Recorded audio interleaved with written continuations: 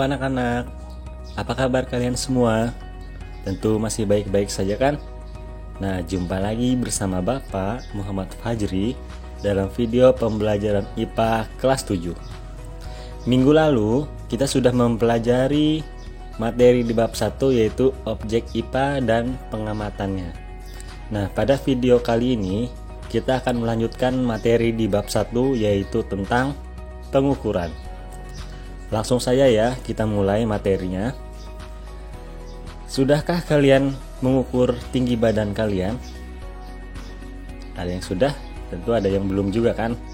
Nah, kegiatan untuk mengukur tinggi badan kalian tersebut disebut pengukuran. Nah, kegiatan pengukuran ini tidak hanya mengukur tinggi badan saja. Jadi bisa mengukur panjang meja, mengukur massa suatu benda, mengukur waktu kalian pergi sekolah, dan lain-lain. Nah, pengukuran itu sendiri merupakan kegiatan membandingkan suatu besaran yang diukur dengan alat ukur yang digunakan sebagai satuan. Jadi, pada intinya pengukuran adalah kegiatan membandingkan besaran dengan alat ukur. Jelas ya? Nah, di sini Bapak kasih satu contoh. Misalkan kita melakukan kegiatan pengukuran panjang pensil dengan menggunakan alat ukur penggaris. Dalam kegiatan tersebut, artinya kita membandingkan panjang pensil dengan panjang penggaris. Panjang penggaris yang kita gunakan adalah sebagai satuan. Sedangkan pensil yang akan kita ukur panjangnya itu merupakan besaran. Bisakah kalian menentukan yang mana besaran dan yang mana satuan? Tidak bisa? Oke, Bapak kasih contoh lagi. Misalkan kita mempunyai hasil pengukuran seperti ini. Panjang meja 1 meter. Nah, panjang merupakan besaran, kemudian meter merupakan satuan. Seperti itu ya. Oke, kita langsung lanjut. Nah, pembanding dalam suatu pengukuran disebut satuan. Seperti yang kita gunakan tadi, yaitu alat ukur. Dan di dalam alat ukur tersebut sudah ada satuannya masing-masing. Contohnya, penggaris yang kita pakai untuk mengukur panjang pensil tadi mempunyai satuan yang sudah ada atau ditetapkan, yaitu sentimeter.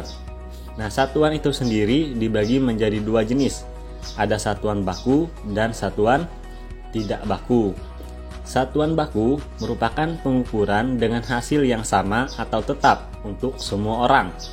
Jadi siapapun yang mengukur menggunakan alat ukur yang sama, pasti hasilnya juga akan sama. Sedangkan satuan tidak baku merupakan pengukuran dengan hasil yang tidak sama untuk semua orang. Jadi misalkan kamu mengukur panjang meja menggunakan jengkalmu, tentu hasilnya akan berbeda dengan jengkal dari temanmu. Seperti itu ya. Oke, kita lanjut. Kita bahas tentang alat ukur. Nah, di dalam pengukuran kita tentunya membutuhkan alat yang namanya alat ukur. Nah, alat ukur itu sendiri ada banyak, tergantung dari besaran apa yang mau kita ukur. Contohnya, kita mengukur panjang pensil tadi, alat ukur yang digunakan bisa penggaris. Kemudian untuk mengukur panjang, yang panjangnya kurang lebih dari 2 cm secara lebih teliti itu bisa menggunakan micrometer screw, atau ketebalan suatu plat atau ketebalan kaca bisa kita gunakan ini juga. Ada nama alat selain micrometer screw namanya jangka sorong. Nah, ini juga mengukur panjang benda yang tidak lebih dari 10 cm secara lebih teliti ya. Kemudian ada alat ukur massa, yaitu ada neraca Ohaus. Neraca Ohaus ada banyak jenisnya. Ada neraca Ohaus 3 lengan, ada 2 lengan, ada 4 lengan, dan lain-lain. Kemudian untuk pengukuran waktu, kalian tentu udah tahu bisa memakai stopwatch atau jam. Jelas ya? Oke, kita lanjut ke besaran. Besaran itu sendiri dibagi menjadi dua, yaitu besaran pokok dan besaran turunan. Besaran pokok adalah besaran yang satuannya telah ditetapkan lebih dahulu dan tidak tersusun atas besaran lain. Besaran pokok itu ada 7, bisa kalian lihat di tabel.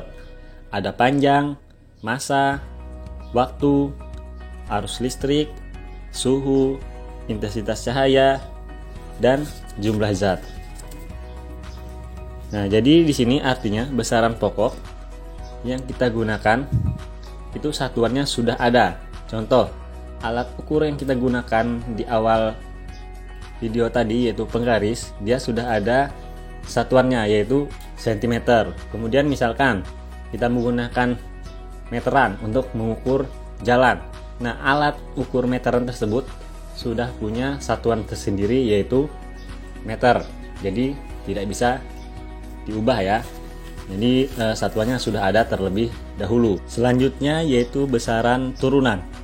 Besaran-besaran yang dapat diukur selain 7 besaran pokok tadi tergolong sebagai besaran turunan. Besaran turunan adalah besaran yang diturunkan dari besaran pokok.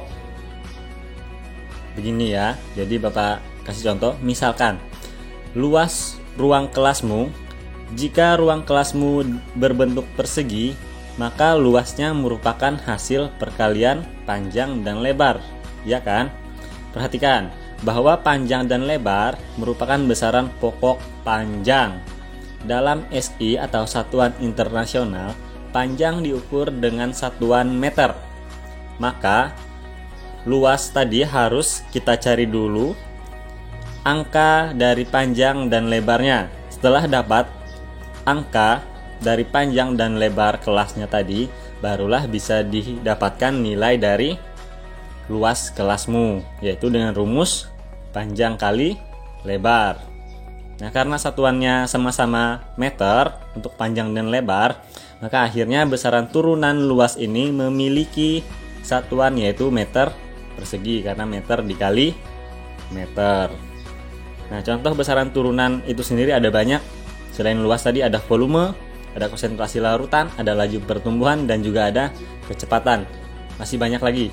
Pokoknya selain 7 besaran di dalam besaran pokok tadi, itu termasuk besaran turunan. Jelas ya? Oke, sampai sini dulu video pembelajaran kali ini. Untuk tugas-tugasnya seperti biasa Bapak sisipkan di akhir video. Jika ada yang kurang jelas atau kurang dipahami, silahkan ditanyakan langsung atau tulis di kolom komentar. Tunggu video-video pembelajaran IPA selanjutnya. Sampai jumpa lagi bersama Bapak Muhammad Fajri. Bapak akhiri. Wassalamualaikum warahmatullahi wabarakatuh.